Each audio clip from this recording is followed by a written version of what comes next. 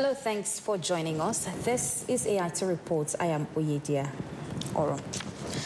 Nigeria has reaffirmed its commitment to improved border management across West Africa. As the Director General of the National Boundary Commission, Adamu Adaji, participated in the regional PECOBO meeting in Abidjan, Cote d'Ivoire from April 7th to 10th. The meeting brought together heads of boundary agencies from across the region alongside international partners to address border governance and emerging security challenges.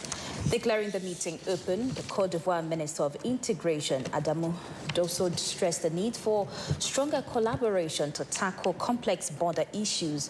Participants reviewed key frameworks and adopted a 3-year regional action plan aimed at enhancing peace, security, and cross-border cooperation.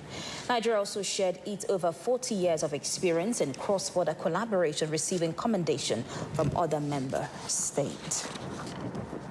And meanwhile, the federal government has directed the Nigerian Immigration Service to immediately withdraw and deactivate passport of Nigerians who have renounced their citizenship but still carry the document.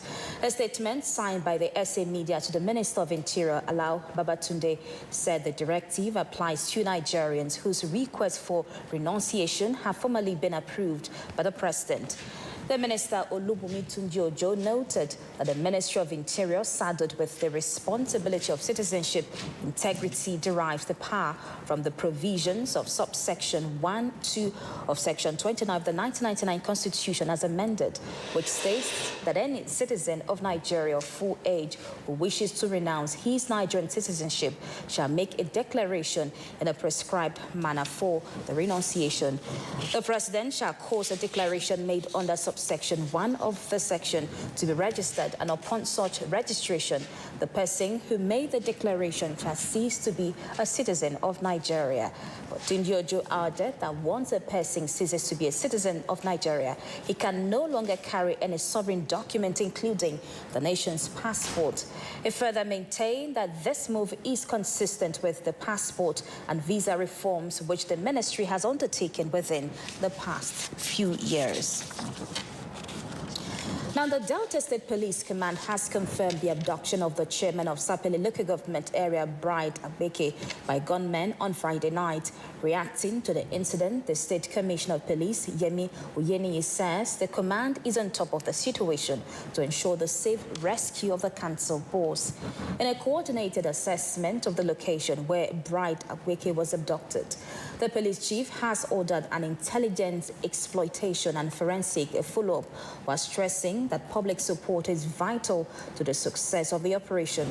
The command, in a statement issued, has also assured family members of the abducted council boss of his safe rescue. It will be recalled that the Sapele council boss was reportedly whisked away by suspected gunmen on Friday night at a hotel along Wumi Road in Sapele. Amid heavy gunfire, the incident comes barely 24 hours after suspected gunmen reportedly issued a threat to unleash violence in the area. A 93-year-old great-grandfather and a 69-year-old medical doctor are among suspects arrested as the National Drug Law Enforcement Agency intensifies a sweeping nationwide crackdown on drug cartel. This is contained in the agency's weekly update as compiled by AIT's Ada Onoyin. The 93-year-old great-grandfather, Pafraide Ahukanna Chibu, was arrested in Abia State with 7.7 kilograms of skunk in what authorities describe as one of the most unusual arrests in recent times. In a related development, NDLEA operatives uncovered an international cocaine trafficking network, leading to the arrest of a 69-year-old medical doctor, Dr. Chudi Ofomata in Ogun State, identified as the mastermind behind an Ivorian courier caught with 1.49 kilograms of cocaine at the Kano airport.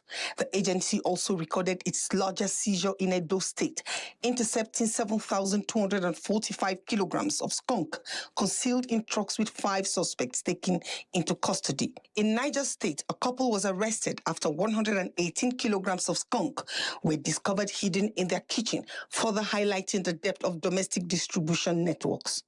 In Borno State, operatives intercepted a trailer loaded with illicit pharmaceutical drugs, including tens of thousands of Rofinol tablets, large volumes of codeine syrup, and pentazocine injections. The nationwide operations underscore an expanding multi-layer trafficking network, cutting across age groups, professionals, and distribution channels. Ada Ononye, AIT News, Abuja. Now, the United Nations is drawing a direct link between Zamfara's vast mineral wealth and the state's relentless battle with banditry. The UN Deputy Secretary General Amina Mohammed made the revelation during a one-day official visit to Gusau, warning that the region's rich resources are fueling its insecurity. The UN chief arrived Gusau Airport to a reception led by Governor Dauda Lawan before heading to the government house for a critical briefing on the state's sustainable development goals. A happiest day for us. There, Governor Lawan detailed his administration's rescue agenda, highlighting upgrades in healthcare, education to combat the crisis directly. Lawan revealed new high-tech command and control center is now active to track bandit operations. We're also strengthening community intelligence and protection system, establishment of the Community Protection Guard. Based on the legislation from the State Assembly, we were able to form our own internal security, which we'll call CPG, Community Protection Guard. And the reason of setting up the CPG is to complement what the conventional securities are doing. While applauding the state drive for investment, Mohammed told his host that there is no sustainability development without lasting peace. Peace is what you need today for people to come. And I think that the narrative for Zamfara is about conflict. And that conflict is related to minerals, solid minerals. And that has to change. And then when they do come, your human development indices are very low. And so one has to find ways of investing in that. With Zamfara grappling with 78.8% of poverty rates and over 82% of its 5.3 million residents relying on agriculture, the UN chief stressed that the entire North must unite to stop northern Nigeria from falling further behind. Damina Yusuf, AIT News, Gusau. And to politics now. The coalition opposition party, African Democratic Congress, have elected its ward, zonal and state congresses via consensus in Anambra State as 53 state executive officials emerge. The Congress produced Christopher Madabuchuku Wosu as ADC chairman in the state. Well, party leaders say with the peaceful Congress, the ADC is ready for its national convention and the 2027 general elections.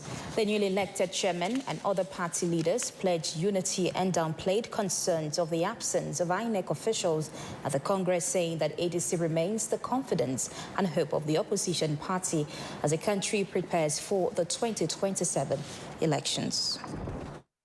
We must rise above differences and build a strong cohesion, a strong, cohesive structure anchored on trust, inclusion, and shared purpose. Our task is clear. We must reconnect with the people, deepen our grassroots presence, and present a credible alternative rooted in accountability and service. If an umpire decides to descend into the arena of internal politics of a political party, then they have left their responsibility as an umpire. Their duty is to navigate the inter-party electoral processes, not intra-party. So that is the most successful of all congresses in Nigeria that known to us that have been done so far. Quiet, consensus, affirmations all through. You can see it yourself. We are living witnesses that it was so quiet and there's no problem anywhere. And this is the way we are going to go into the field. Now, alarming concerns have been raised over the inaccessibility for state authority instruments in more than 68 local government areas in the northeast and northwest due to continuous security threat. Now, this is coming from the top political figures in the opposition movement national conference in Abuja as a guest speaker, Modibo Rakwai. He reaffirmed that non-state actors are emboldened by sophisticated weaponry and a perceived vacuum of deterrence that traverse Nigeria's landscape with little impunity.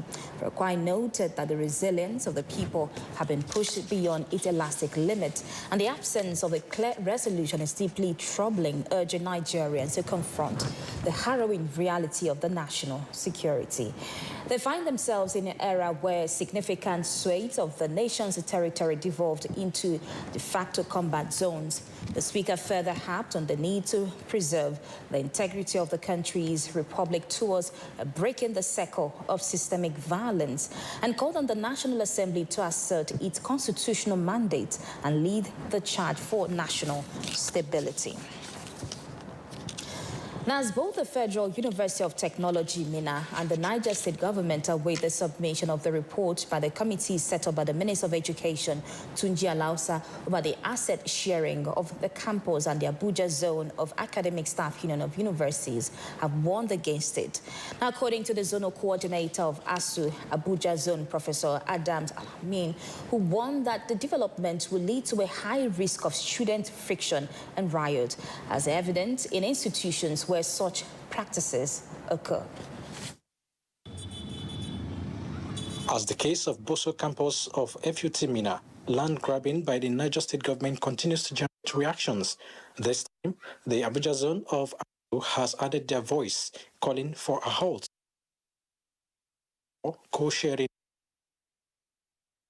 or the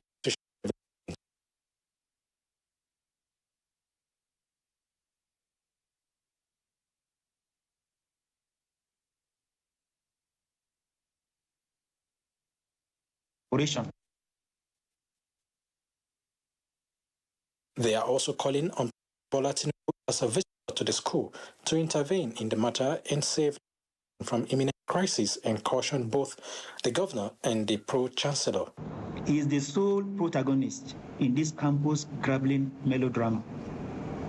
It is for these reasons that we seize the opportunity today to declare the council chair of FUT a persona non grata and call on the federal government to withdraw him from this institution for another Nigeria with a demonstrable capacity to govern a council.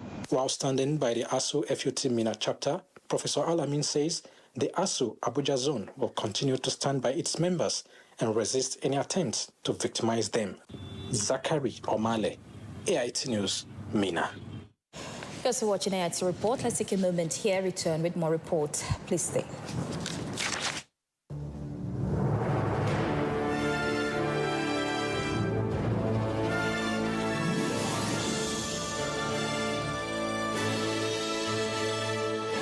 TerraCube is available in beef, chicken, jollof, and crayfish flavors in 50 cubes Saver Pack and 100 cubes Super Saver Pack.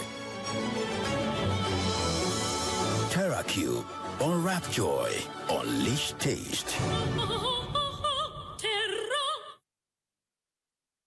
Many thanks for still staying with us. Now, Ogun State-owned airline Gateway Air has announced the commencement of new domestic flight operations connecting key cities across Nigeria in a move aimed at boosting connectivity and easing travel for passengers.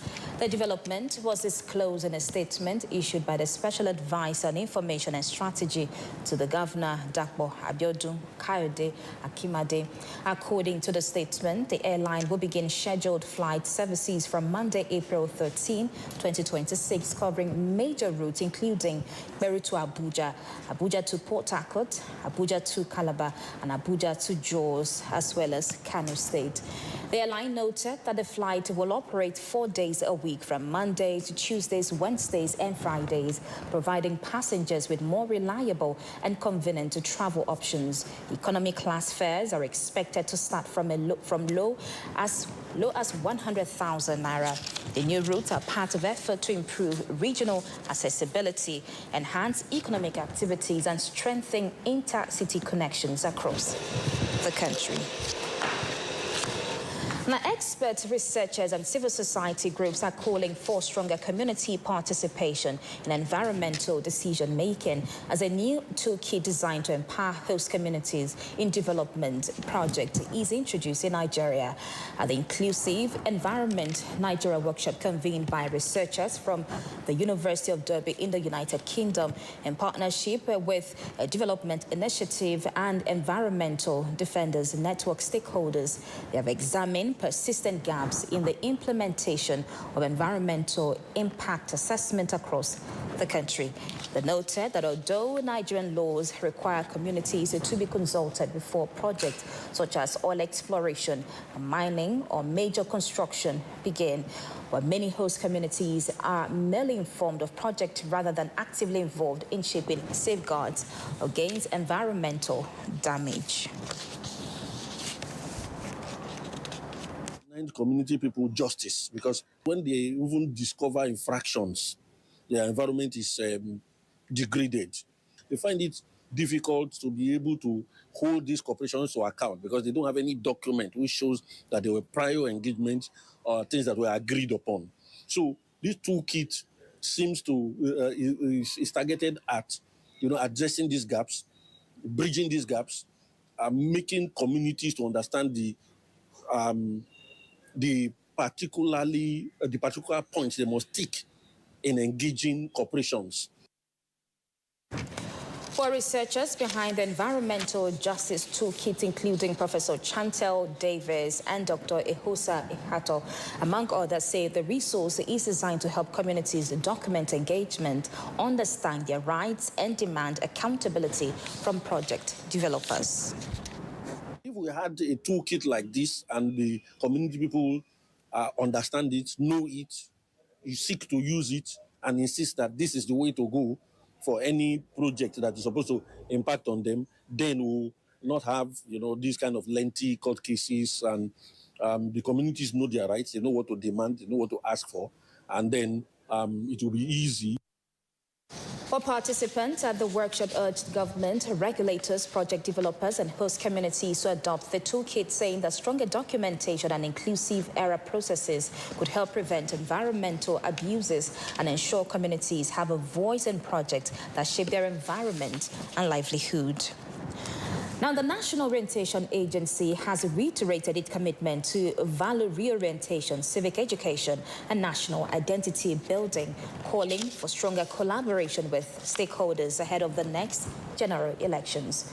The Director General of NOA, Lanre Issa Onilu, emphasized the urgency of strengthening voter and civic education among the young Nigerians, citing the significant proportion of the population under 35 and the impact of emerging digital influences on national values.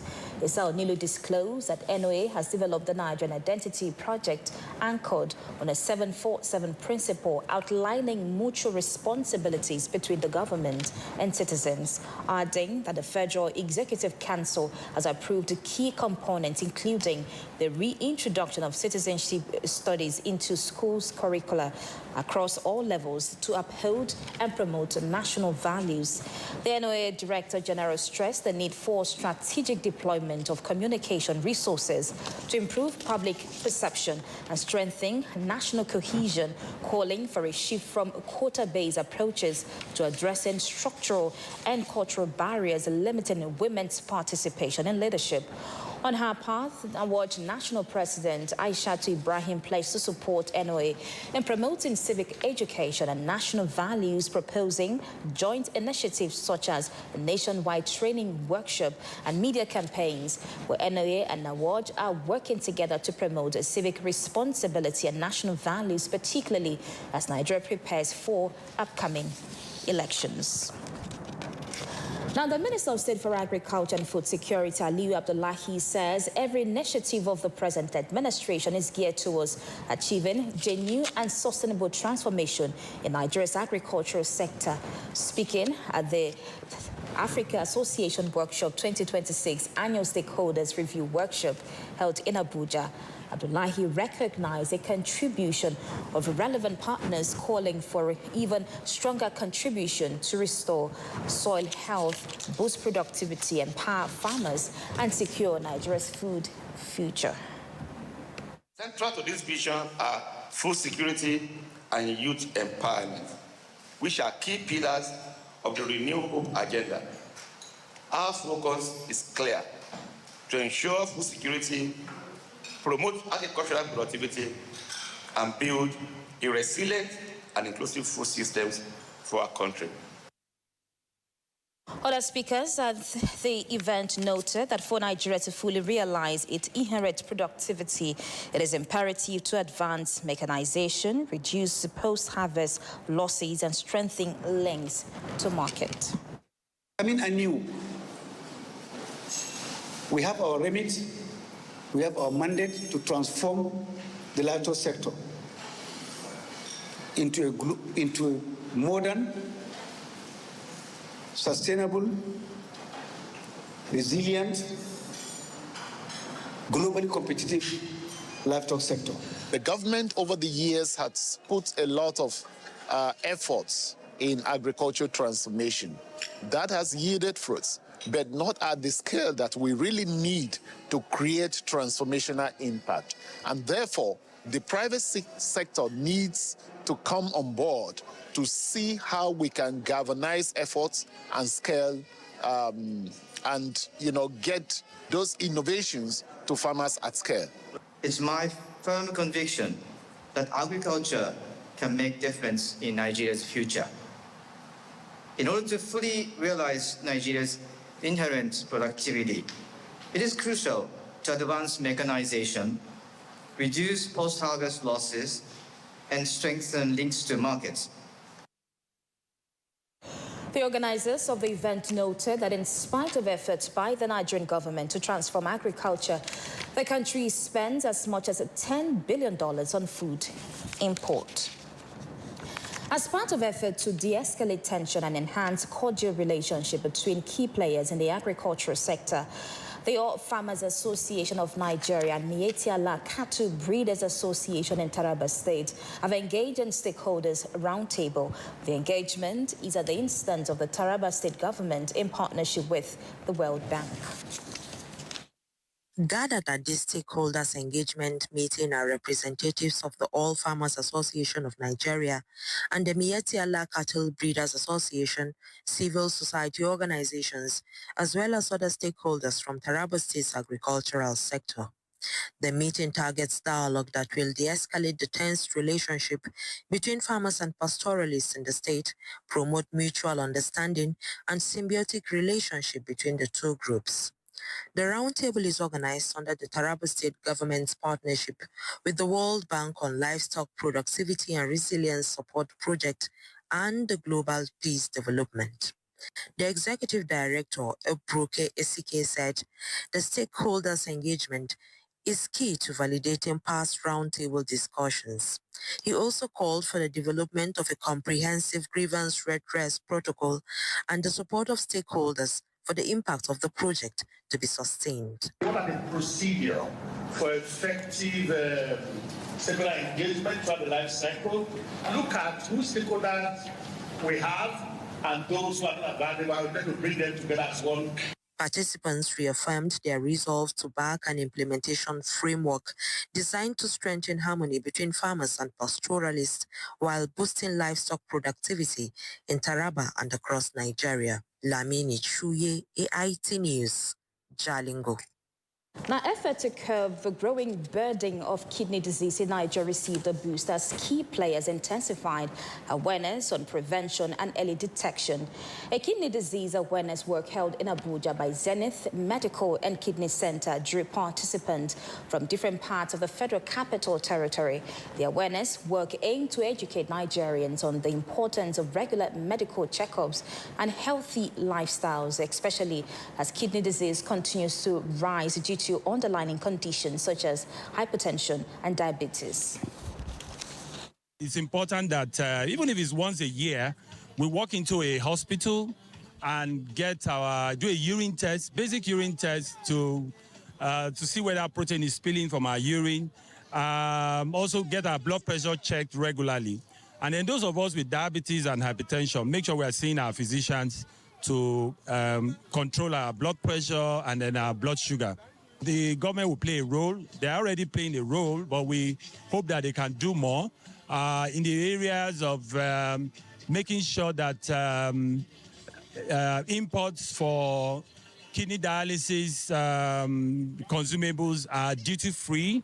If possible, you can even subsidize it. For participants and health experts noted that late diagnosis remains a major challenge in managing kidney disease in Nigeria, largely due to low awareness and limited access to screening services. They stress that initiatives like this not only educate the public, but also help reduce the long-term burden on the healthcare system. Take good care of your kidney. Like everybody have been saying, kidney is life. If your kidney is dead, we're not going to be dead. But once your kidney is dead, you're dead. Drink a lot of water and exercise. You need to come out in numbers. You don't need to stay at home and stay miserable at home and die. It's not all about work. You need to come outside, do exercise, connect, meet people, and keep fit. Well, organizers of the work say they will continue to champion community-based campaigns to promote kidney health and encourage preventive care.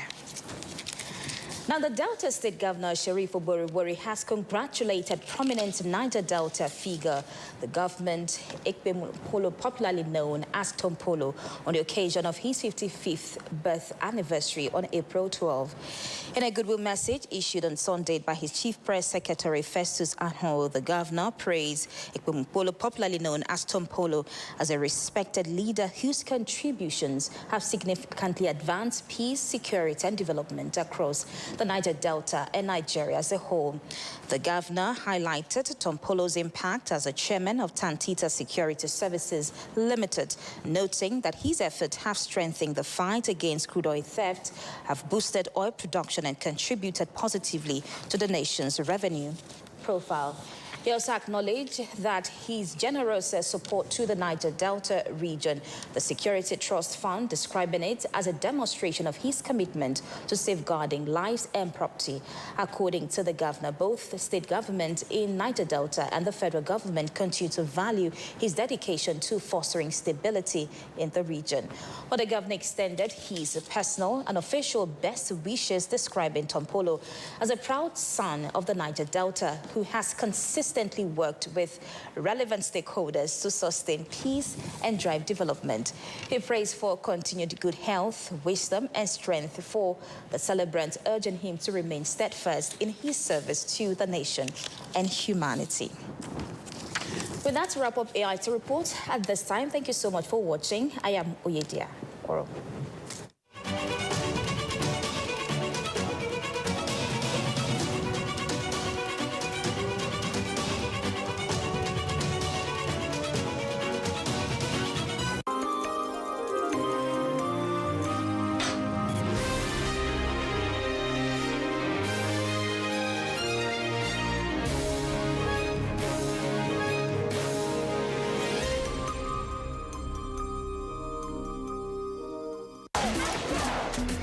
Your transfer papers, your key to the Mvule Kingdom. Hi, I'm Lisa. I know. Here are your clippers. Clippers. Hussein, we are perfect. We run this place. So let's act like it. Solomon, the head prefect, quick. Is my collar straight? We'll be out of Mvule High before you can pronounce the word scholarship. We have a mystery to solve. The only way we can make a difference is if we stick together.